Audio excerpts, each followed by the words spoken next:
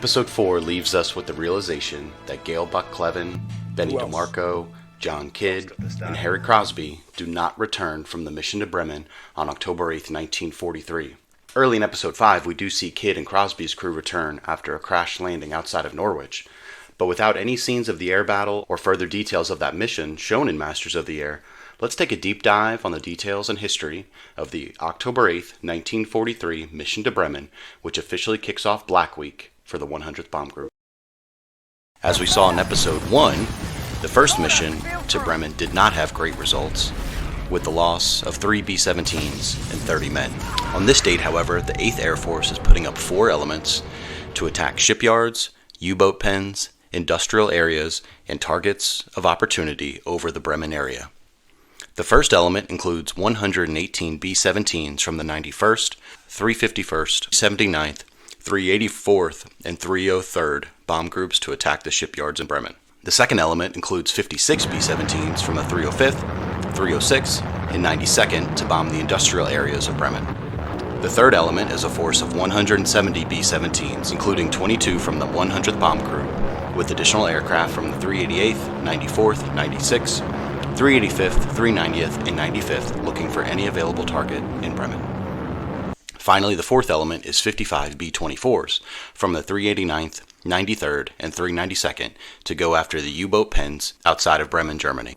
Escorting the bombers are 247 P-47s. However, still at this point, their range is limited to the German border.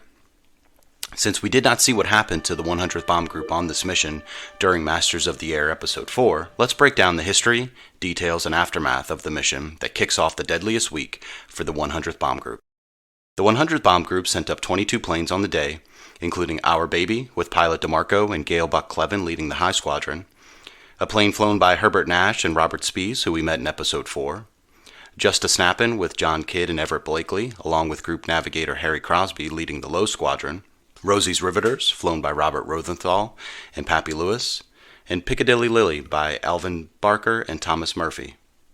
Cleven and DeMarco are the first to take off at 11:43. 3 planes are forced to return early after mechanical issues. At 2:53, the 100th crossed the European coast 10 miles northwest of Groningen, with aggressive fighter attacks beginning. At 3:08, Marie Helena had a mid-air collision with an FW-190, killing all 10 crew members. At 3:10, the plane Fartzak exploded, killing 8 crew, while 2, William Hubbard and James Ward, were able to bail out and became POWs. The flak got progressively worse as they approached the IP, as the Germans were defending the city with everything they had. Some crew members said the flak was so thick you could have put your landing gear down and landed on it. The Germans are continuing to utilize cannon and rockets from their fighters and heavy fighters, which will cause significant damage to the bombers on this and future missions.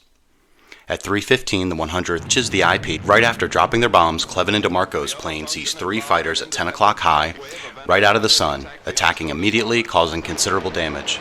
20mm shells hit engine 2 and took out 8 to 10 feet of the left wing. The plane was cleared of everything possible to lighten the load, but as they continued to descend, another fighter took out engine 1, causing fire and forcing all to bail out. All survived to become POWs, and Cleven flew straight through a German front door into the kitchen, with a German putting a pitchfork against Buck's chest. At 3:21, Piccadilly Lily drops bombs, then leaves formation with number 3 on fire, extensive damage to the flight deck area, and witnesses said the plane entered a near vertical nose-down attitude and exploded with only 5 shoots seen. Just a snap-in with Kidd, Blakely, and Crosby forced to drop out of formation. Kidd provides additional details that just as the bombs went away, the aircraft was jumped with an explosion under us. There was no doubt that the German gunners almost 5 miles below had used their box barrage technique against our formation, consisting of 16 88mm flak guns which threw up 25-pound shells designed to fill the cube of airspace that our 21 aircraft. The shells burst at a preset altitude, sending shards of shrapnel in all directions. When they hit the skin of our aircraft, it sounded like rice thrown at the car of the bride and groom driving off after the wedding. Our rice was a far deadlier kind. Instant fire in the number 3 engine, the propeller dome on number 4 engine punctured, the crankshaft broken, leaving us with a windmilling propeller on the far right, which set up a drag on the right side of the airplane. Our normal airspeed was about 225 miles per hour, but now we settled for about 95 miles per hour, not far above stalling speed. Out of the flak, German fighters again swarmed for the kill, sniping at our airplane all the way to Holland. Our gunners claimed 12 shot down, They were officially awarded 9. At 3:25, the rest of the Hundredth reached their rally point. Fighter attacks decrease. At 3:55, Salvo Sal goes down due to flak damage, killing 1 Doug Agee, with the other 9 captured. At 4:28, the 100th finally leaves the European coast. At 5:12, planes begin arriving back to Thorpe Abbotts, including Queen Bee, Heaven Can Wait, Messy Bessie, Squawkin' Hawkin', Sunny 2, Blivet, Horny, and Hot Spit, all returning with damage, while Padina Nina, Sweater Girl, Torchy 2 land undamaged. But where is Kidd, Blakely, and Crosby? Kidd continues, it was down to 3,000 feet over Holland where we could see the mule flashes as the enemy took their last shots at us. As we limped toward the coast of England at about 90 miles per hour, we landed at the first airfield sighted, soon to find it was a dummy field with dummy aircraft designed to attract enemy attacks. We lowered the landing gear on final approach, but when the wheels hit the runway, the rudder cable snapped and the tail wheel didn't extend. With no control, we headed for the only 2 trees on the airfield, and of course we hit the largest one head-on, an ancient oak, literally wiping the nose of the airplane off.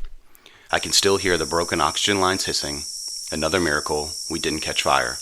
It seemed it was for hours before help arrived to take the 4 wounded to the hospital in Norwich. Later we learned that Sergeant Saunders died of the wounds that night. Cleven and his crew are taken prisoner, and after various stops and interrogations, eventually end up at Stalag Luft 3 on Sunday morning, October 23rd, until escaping in March 1945. October 8th is just the beginning, as we will soon learn and see of missions to Munster and Schweinfurt that have disastrous outcome of the 100th Bomb Group. Stay tuned for Masters of the Air Insider as we break down the stories behind the stories, including the mission to Munster.